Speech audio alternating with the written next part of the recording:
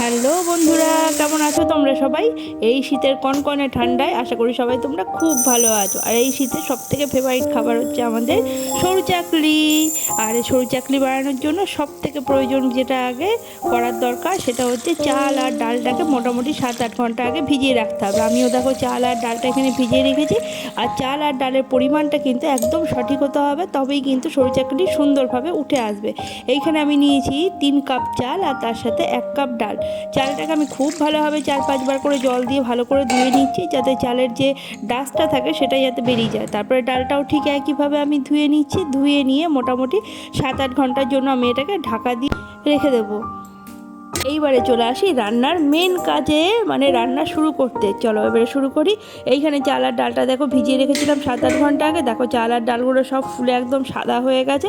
এইবারে এগুলোকে আমি মিক্সিতে খুব ভালো করে পেস্ট করে নেব। আর মিক্সিতে পেস্ট করার সময় একটা জিনিস কিন্তু একটু মনে রাখতে হবে, যে চাল আর ডালের পেস্টটা যেন খুব ফাইন পেস্ট হয়, একদম মিহি পেস্ট হয়, যাতে দানাটা না থাকে। দানা থাকলে কিন্তু সরু চাকলিটা খুব ভালো হবে না, তাহলে ফেটে ফেটে যাবে। এইখানে দেখো আমি চালটা মিক্সির মধ্যে নিয়ে নিচ্ছি। আর চালটাকে কিন্তু একটু জল দিয়ে দিয়ে পেস্ট করতে হবে। ঠিক এরকম একটা পেস্ট হবে, অল্প অল্প করে দিতে হবে, একবারে কিন্তু বেশি দিলে চলবে না। এই দেখো চালের পেস্টটা আমার হয়ে গেছে বানানো। একইভাবে আমি বাকি চালের পেস্টটাও বানিয়ে নেব। দেখো পুরো চালের পেস্টটা হয়ে গেছে। আর চালের পেস্টটা আমি তোমাদের হাতে নিয়ে দেখাচ্ছি। দেখো এরকম একটা ফাইন মিহি পেস্ট হতে হবে। যদি এই চালের মধ্যে দানা থাকে বা ডালের মধ্যে দানা থাকে, তাহলে কিন্তু সরু চাকলিটি উঠবে না। ঠিক একইভাবে আমি ডালটাও পেস্ট বানিয়ে নেবো। ডালটা আমি মিক্সিতে নিয়ে নিলাম, আর এর সাথে দিয়ে দিচ্ছি কয়েক টুকরো আদা। তোমরা চাইলে এর সাথে একটু মেথিও দিতে পারো। আমার ঘরে আজকে মেথি ছিল না, তাই আমি মেথি দিই নাই, শুধু আদা দিয়েই করলাম। ডালটাও দেখো পেস্ট করা হয়ে গেছে। এখানে আমার পাত্রটা একটু ছোট হয়ে গেছে বলে আমি পাত্রটা একটু চেঞ্জ করে একটু বড় পাত্র নিয়ে নিলাম। এবারে চাল আর ডালটাকে খুব ভালোভাবে মিশিয়ে নিতে হবে। হাতের সাহায্যে আমি এটাকে খুব ভালো করে মিশিয়ে নিচ্ছি।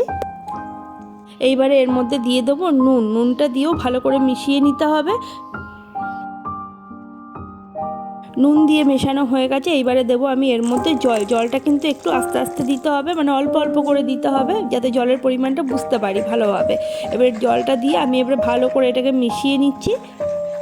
এবারে আমি গ্যাসটা ধরিয়ে নিলাম, আর গ্যাস ধরিয়ে আমি তাওয়াটাও চাপিয়ে দিচ্ছি। আর এর উপরে দিয়ে দেবো একটু সাদা তেল। আমি একটু ব্রাশ করে নিচ্ছি, তেল খুব বেশি দেওয়ার প্রয়োজন নাই।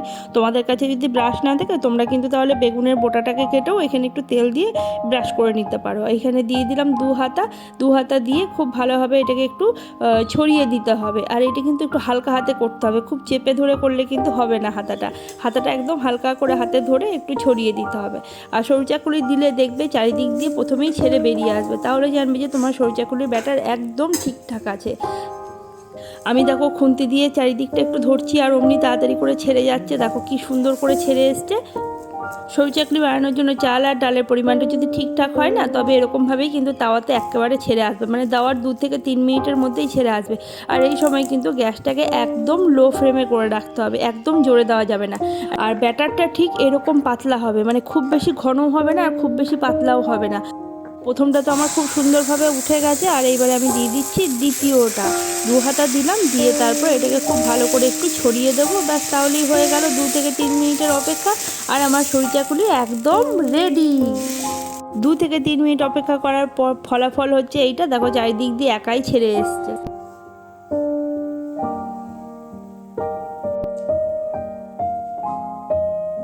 সরু চাকুলিগুলো এত সুন্দরভাবে ছেড়ে এসছে যে খুন্তি না দিলেও হবে, হাতে করেই এগুলো তোলা হয়ে যাচ্ছে। দেখো ঠিক একইভাবে আমি বাকি সরু চাকুলিগুলোও রেডি করে নেবো এবারে।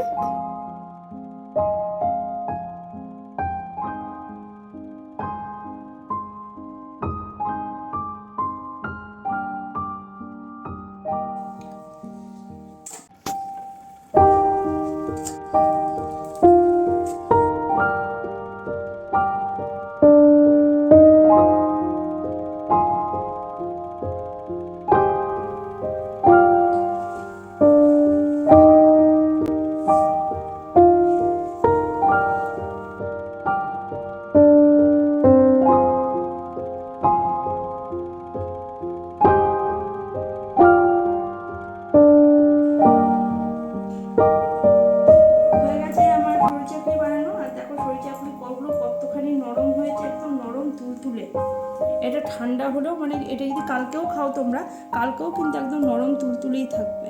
এই দেখো। একদম নরম তুলতুলেই আছে। এগুলো ঠান্ডা খাও, 2 দিন পরে খাও, এই নরম এইভাবেই থাকবে। আজকে আমি সরু চাকুলিটা সার্ভ করেছি এখানে চানা মশলা দিয়ে, তার সাথে একটুখানি চিকেনও আছে। এই চিকেন দিয়ে চানা মশলা আমাদের বাড়িতে সবাই খেতে আমরা খুব ভালোবাসি, ওই জন্য আমি এটাই করেছি। আর তার সাথে আছে শীতের স্পেশাল খেজুরের গুড়, যেটা সরু চাকুলির সাথে খুব ভালো যায়। অনেকে আলুর তরকারি দিয়েও খায়, আবার অনেকে বাঁধাকপি দিয়েও খায়। সরু চাকুলি মোটামুটি সবাই খুব ভালোবাসে খেতে, তো যেটা হয় সেটা দিয়েই চলে যায় খেতে। আমরা বেসিক্যালি খেজুরের গুড়টা দিয়ে বেশি ভালোবাসি, আর তার সাথে একটু মশলাদার কিছু হলে ভালোই লাগে। এই দেখো ছিঁড়লে পরে একদম নরম তুলতুলে, এবং নরম একদম, ধরলেই হাতে ধরলেই ছিঁড়ে যাবে। এখানে আমি প্রথমে একটু চানা মশলা দিয়েই খাচ্ছি, লাল লাল করে চানা মশলা।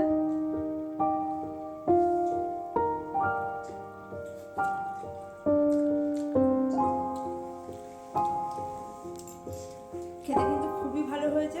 আর সরু চাকুলি সব থেকে প্লাস পয়েন্ট যেটা, সেটা হচ্ছে একদম নরম তুলতুলে হয়েছে, সবাই খেতে পারবে।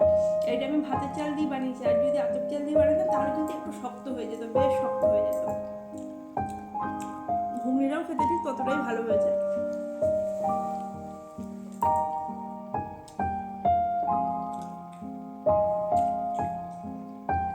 এবার আমি একটু গুড় দিয়ে খেয়ে দেখি।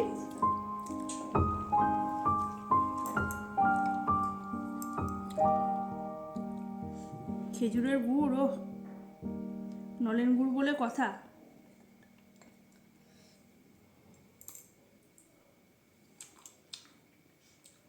যারা যা তা খেতে, গুড় দিয়ে যেন সবটা খাওয়া হয়ে যাবে। তোমরা অবশ্যই বাড়িতে বানিয়ে খেও। আর রেসিপিটা তোমাদের কেমন লাগলো অবশ্যই কমেন্ট করে জানিও। সবাই খুব ভালো থেকো, সুস্থ থেকো। দেখা হবে আবার পরে একটা নতুন কোনো ভিডিওতে। টাটা।